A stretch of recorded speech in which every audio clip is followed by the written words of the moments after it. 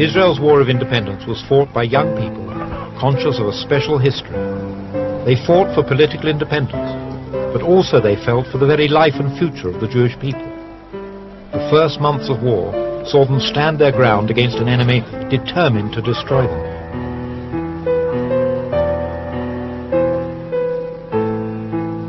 The feeling was that this is a terminal war. We fight not for a certain victory, not a victory in a certain battle, but the battle is for our physical survival of each one of us as a nation, of us as a group, and of our country, and of all our history. The western part of the city of Jerusalem remained Jewish but was under siege. The Jewish quarter of the old city and Judaism's most holy place, the Western Wall, were in Arab hands.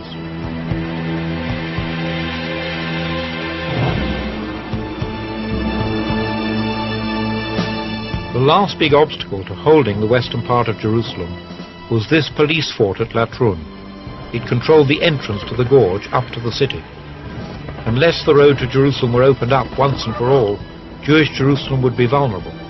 Ben-Gurion decided to apply all available resources and pay whatever the price to capture Latrun. Menachem Ullman was the platoon commander in the battle.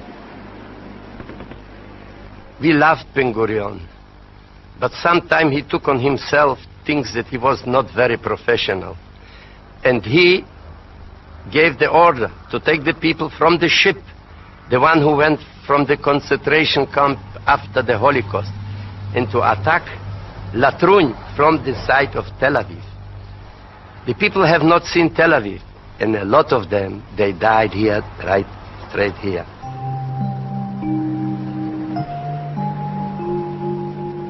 It had been a searingly hot day. The attacking force lacked ammunition, and many did not even have water bottles. More than 100 Jews died in that first attack on Latrun, one of the heaviest losses ever incurred by Israel in a single battle. Many of those who died were Holocaust survivors, with no remaining family to mourn them. As the siege of Jerusalem intensified, a second attack on Latrun seemed imperative. It was launched on the 30th of May. The orders were to drive the Arab Legion from the police fort.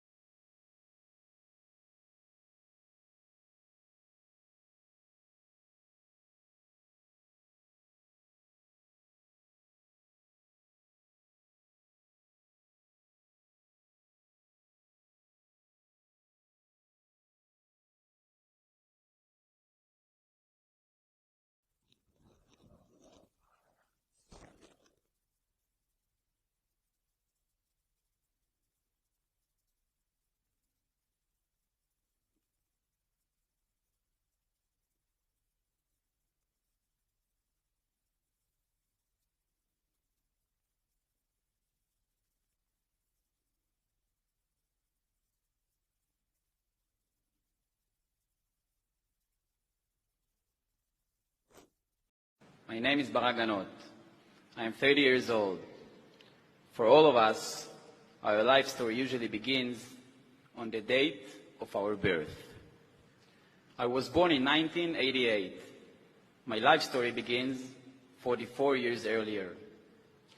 At the same moment, my grandmother Elka Ganot, prisoner number 12750, entered Auschwitz-Birkenau death camp. While Dr. Mengele sentenced to life or to death the arriving Jews, he addressed my grandmother with these words: Du bist jung und musst leben und arbeiten. This is German for, you are young and you must live and work. Rechts, go right. 1944 is the year when my dear grandmother, Elka Ganot, God bless her soul, an exceptional and strong woman, was just 23 years old. The oldest child of her family out of 8 brothers and sisters. 1944 is when the Nazis forced them into the ghetto at their village in Hungary. Later, she and her family were transported to Auschwitz by train. They came to Auschwitz-Birkenau, the biggest death factory in world history. It took 3 days and nights of travel in a cattle wagon. No food, no water, stuffed, no fresh air, no toilet. Her family was immediately separated. Jews were forced by Nazis, accompanied by huge violent barking dogs. All were shouting, pushing, pulling, and aggressively beating to form 2 lines. The left line, old women, sick-looking women and children were sent to the gas chambers. The right line was sent to concentration camps. Their fate was hard labor and slavery. My grandmother had left, following her mother and sisters. Dr. Mengele spotted her. He ran after her. He grabbed her by a collar. He forced her to the right line. This was when he shouted at her the few words in German, which I've quoted in the beginning. The only German words I know. The words that were my grandmother's nightmare since that moment and until her last day, and the words which my story begins with. Her family was executed in the gas chambers within less than 45 minutes from arrival, and according to the outstanding, stable, tough, precise efficiency measures and German statistics, they were all dead. Her father Yitzhak died. Her mother Rachel died. Her sisters Elisheva, Michaela, and Hannah died as well. All of that day, within less than 1 hour. Can you imagine her feeling when a couple told her, while in line, "Look there, the dark smoke emitting from the chimney are your dears, your family members. They were just gassed and burned to ashes." Can you imagine her thoughts, her fear? I grew up as a grandchild of a Holocaust survivor. Those are my roots. These roots have changed and affected my life. I am what I am today because of these roots, and I appreciate them. I grew up with the Holocaust stories as a legacy. From my early childhood, I absorbed the necessity of an independent Jewish country with the ability to stand and fight for itself.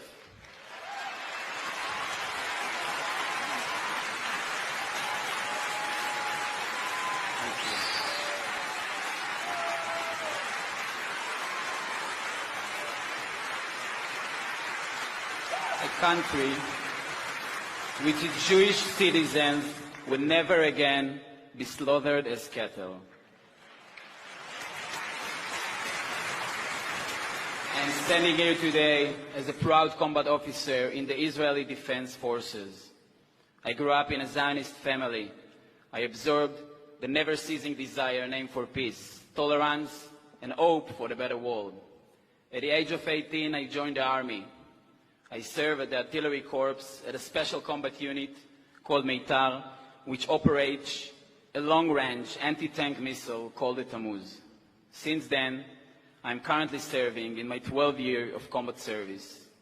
I have fulfilled a variety of combat roles, starting as a platoon commander and having worked my way up, deputy battalion commander.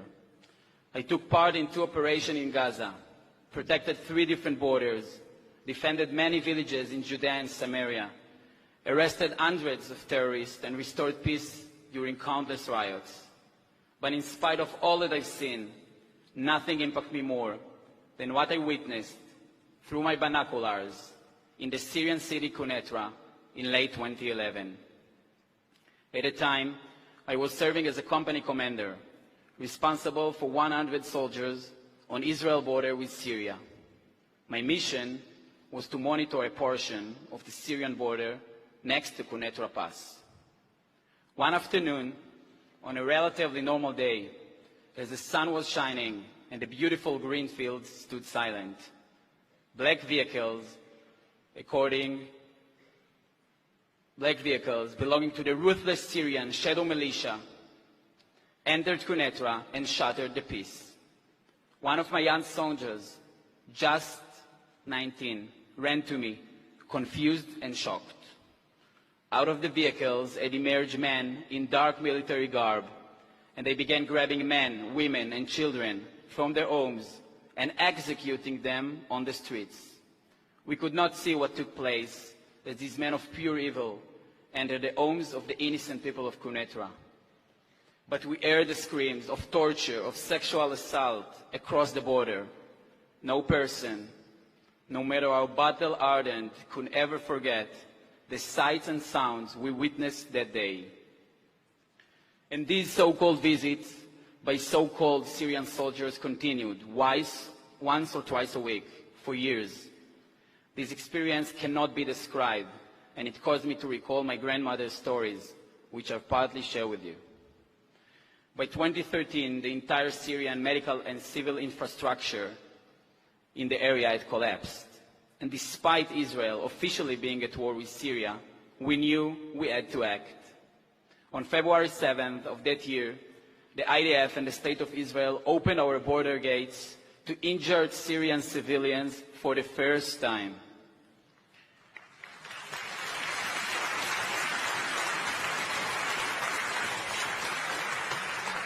I was the company commander that accomplished this unusual and special mission.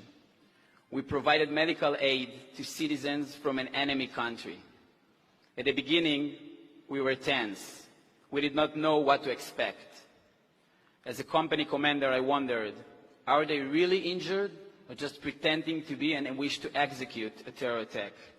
But soon it became a daily routine. Injured Syrians kept crossing the border, and Israeli soldiers kept collecting them and treating them in the nearby hospital. Currently, the IDF established the aid activity fully controlled by the Northern IDF Command. I want to share with you some facts and figures. To date, more than 500,000 Syrian citizens killed, 20,000 of them children, more than 13 million displaced, over 11,000 civilians tortured to death, over 4 million refugees.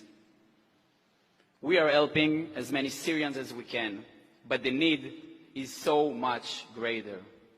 We provided medical help to over 4,000 Syrians. We supplied almost 500,000 liters of fuel and more than 55 tons of warm clothes. Now, who is exercising humanity and who is exercising cruelty?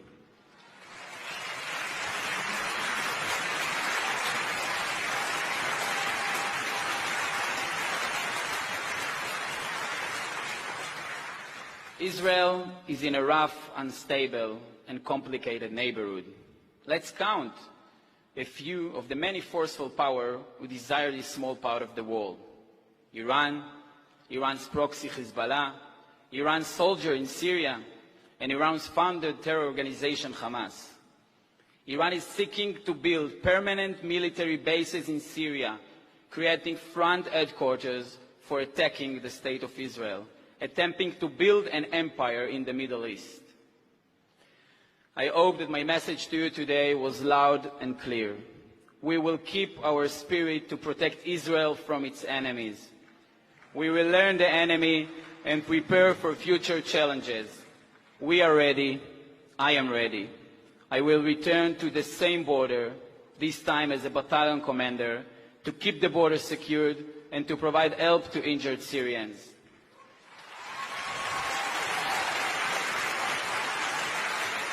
We, the IDF, will make the world a better place. We will keep a strong army to protect the state of Israel. We will carry the beacon of light to and for a better world. I will never forget my promise, committed at the age of 22, at the same cursed land called Auschwitz. There, in area A14, I found my grandmother's barrack. When I got back to Israel, I gave her the most precious gift she could ever dreamed of. I gave her a picture as a combat officer in the IDF near the same barrack she was prisoned here. So I'm standing here and promising you and my dearest grandmother, never again.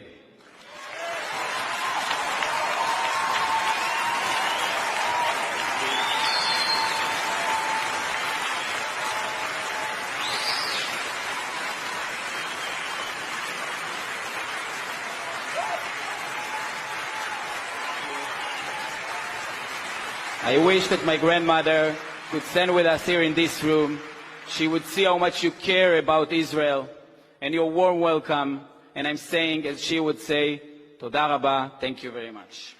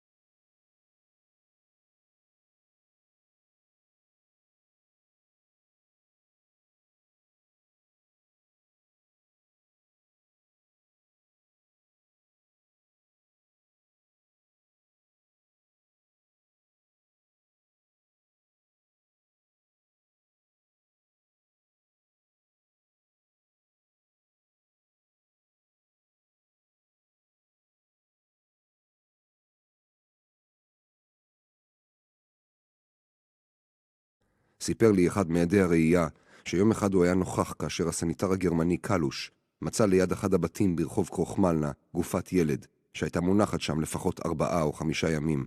קלוש, בנקמן וקלר החלו לשבור שמשות בדירות הקרקע ולבדוק מאין נשליחו את הגופה. הם נכנסו לאחת הדירות ושם נתקלו באדם שוכב על הרצפה. קלר חבט בפניו כמה פעמים בעלה, באומרו שהוא רוצה להיווכח האם האיש חי או מת. הם החלו להכות זקנה שהייתה באותה דירה, ושאלו אותה מדוע היא מחזיקה גוויות בדירתה, על אף שהיא נשבעה כי רק לפני שעה דיברה עם שני הנפטרים. העגלון ממורנובסקה, בר אייזנשטט, הסיע על עגלתו מוצרים שונים. בזמנו היה מביא טקסטיל לנלבקי ולגנצ'ה, אור לפנסקה, פח לג'יבובסקה. אחר כך כשבאו הגירושים, הוא הסיע ארונות, מיטות, ספות, שולחנות, ואת כל דלת העם היהודי. היום הוא ה-23 בנובמבר 1941. בר אייזנשטט בן 42, בפעם הראשונה מסיע משהו שעליו כלל לא חשב. הוא מסיע את גופתה של אשתו שנפטרה מרעב ומתשישות בדירת מרתף.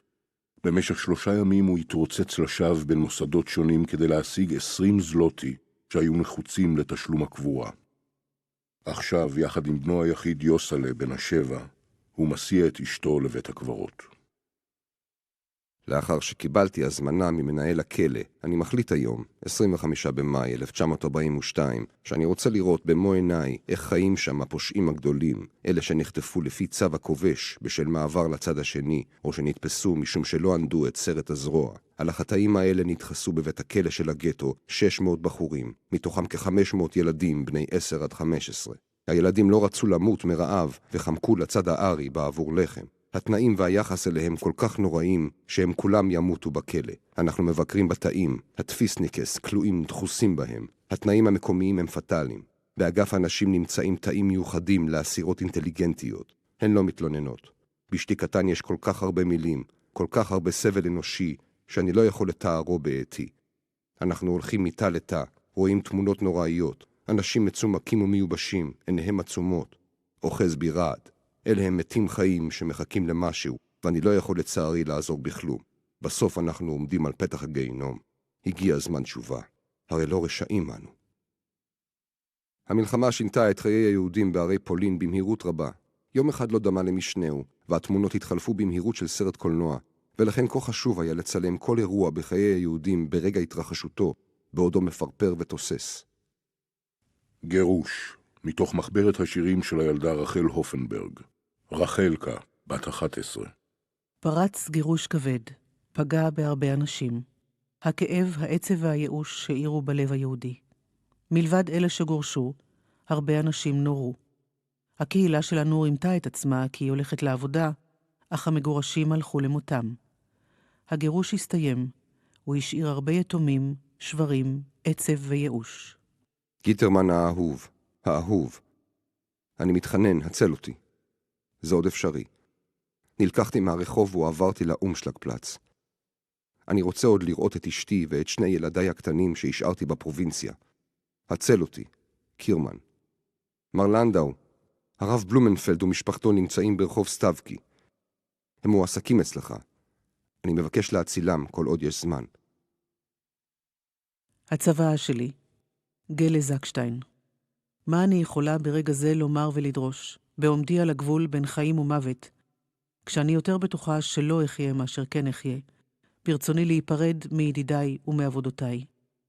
את עבודותיי אני תורמת למוזיאון היהודי, שיוקם בעתיד כדי לשקם את חיי התרבות היהודית מלפני המלחמה עד לשנת 39. ללמוד על הטרגדיה הנוראה של הקיבוץ היהודי בפולין בזמן המלחמה. עכשיו אני רגועה. גורלי להיהרג. אני מנסה להחביא חלק מעבודותיי. אני רק רוצה זכר לשמי ולשם ביתי המוכשרת, מרגלית ליכטנשטיין. ב4 בנובמבר ילדתי את ביתי, זהו אושרי וגאוותי, היא מוצלחת, מוכשרת ויפה. הצער והכאב גדול. אם אשאר בחיים, יהיה זה למען ביתי האהובה. היו בריאים, חברים וידידים. היה בריא עם יהודי. אל תיתנו שחורבן כזה יתרחש שוב. גלה זקשטיין, 1 באוגוסט 1942, היום ה-14 של אקציית היישוב מחדש.